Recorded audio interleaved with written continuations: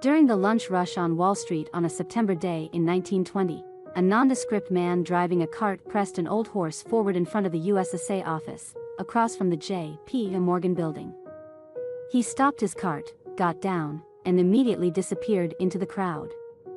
Minutes later, the cart exploded into a hail of metal fragments, immediately killing more than 30 people and injuring 300.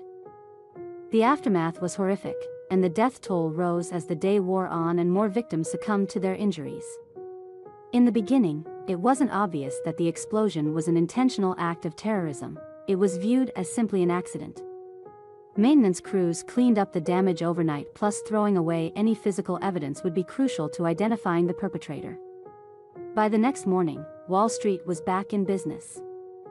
Conspiracy theories were abundant, but the New York police and fire departments, the Bureau of Investigation, the FBI's predecessor, and the U.S. Secret Service were on the job to find out the truth.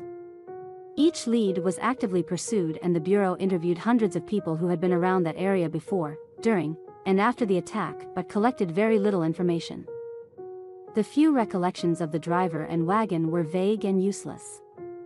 The NYPD was able to reconstruct the bomb and its fuse mechanism, but there was much debate about the nature of the explosive. However, the most promising lead had actually come prior to the explosion.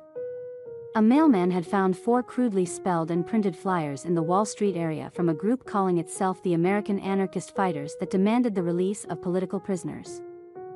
The letters seemed similar to ones used the previous year in 2 bombing campaigns which were led by Italian anarchists. The Bureau investigated up and down the East Coast to trace the printing of these flyers, but they were unsuccessful. Based on bomb attacks over the previous decade, the Bureau initially suspected followers of the Italian anarchist Luigi Galliani had committed the crime. But the case couldn't be proved, and Galliani had already fled the country.